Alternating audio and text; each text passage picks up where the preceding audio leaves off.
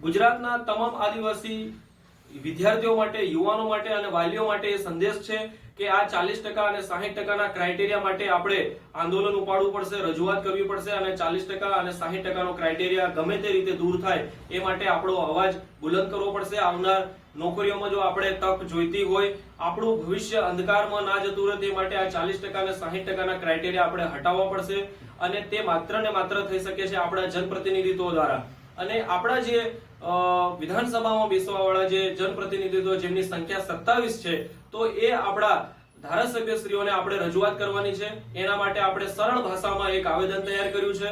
તો આવનારી 4 તારીખે આપણે સૌ ભેગા થઈ અને તેમના ગૃહસ્થાને અથવા તેમની કાર્યાલય પર જઈ અને 4 તારીખે આપણે આ આવેદન આપવાનું છે કે આગામી વિધાનસભાનું જે સત્ર થવાનું છે એ ચોમાસુ સત્રમાં આ જે 40% અને 60%નો ક્રાઇટેરિયા છે એને હટાવી અને અનામતની નીતિ સારી રીતે લાગુ કરવામાં આવે એની રજૂઆત વિધાનસભાના સત્રમાં આપણા જે ચૂંટાયેલા 27 ધારાસભ્યો છે એમના સુધી આવેદન આપવાનું છે।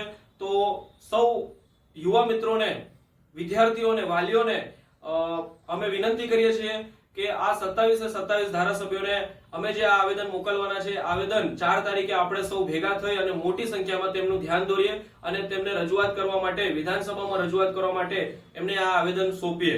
જોહાર, આભાર, જય ભીલ પ્રદેશ। ગુજરાત સરકાર દ્વારા જે પણ સરકારી નોકરીઓની ભરતી હાલ ફિલહાલમાં ચાલી રહી છે તેમાં અનુસૂચિત જનજાતિની સીટો સતત ખાલી જઈ રહી છે। તેનું મુખ્ય કારણ એ છે કે 40% અને 60%ના ક્રાઇટેરિયાના માધ્યમથી અનામત નીતિનો છેદ ઉડાવવામાં આવી રહ્યો છે।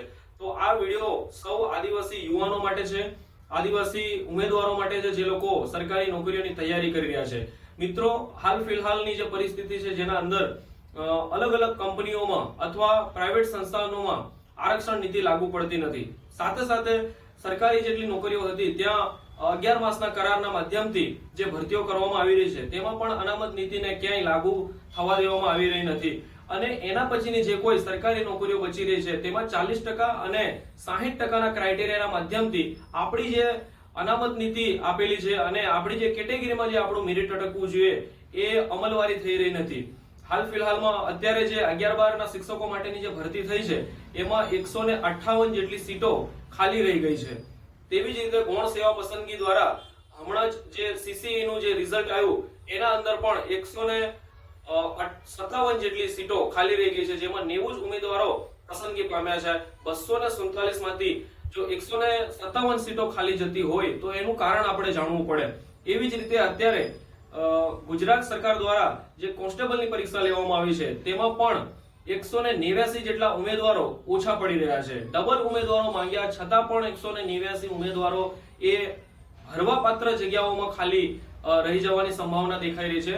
તો દરેક જગ્યાએ આ 40% અને 60%ના ક્રાઇટેરિયાના માધ્યમથી આપણી જે અનામત નીતિ છે એ લાગુ થઈ રહી નથી। તો ગુજરાતના દરેક યુવાનોને, આદિવાસી યુવાનોને અમે વિનંતી કરવા માંગીએ છીએ કે આ જે અનામત નીતિ છે એને લાગુ કરવા માટે આપણે અમુક નિર્ણયો લેવા પડશે।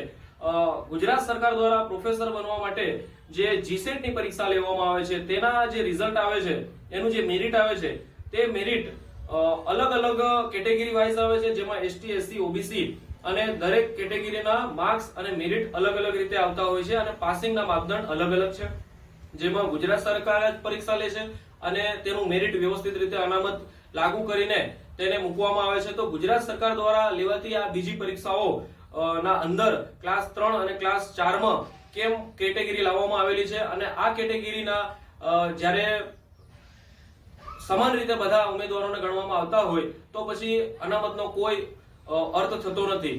200 માર્ક્સના ટેટ-ટાટના પેપરમાં જ્યારે 120 માર્ક્સ સ્ત્રી હોય કે પુરુષ હોય, દરેક કેટેગરીના ઉમેદવારો માટે 120 માર્ક્સ ફરજિયાત હોય પાસ થવા માટેના, અને જે 120 માર્ક્સ એ 60% માર્ક્સ થતા હોય તો પહેલેથી જ આપણા જે ઉમેદવારો છે એને 120 ના ક્રાઇટેરિયામાં આવવા દેવામાં આવતા નથી અથવા એ આરક્ષણની નીતિ લાગુ થતી નથી। તો આપણે જે 1 ઓગસ્ટ 2024 નો ગુજરાત સરકારનો પરિપત્ર થયેલો છે, સાથે સાથે ઘણા બધા એવા હાઈકોર્ટના ચુકાદાઓ તથા તેની સાથે સાથે ગુજરાત સરકારના જે અનામત નીતિ માટેના જે ઠરાવો થયેલા છે એ લાગુ કરવા માટેની અત્યારે આપણે ભલામણ કરવાની જરૂર છે।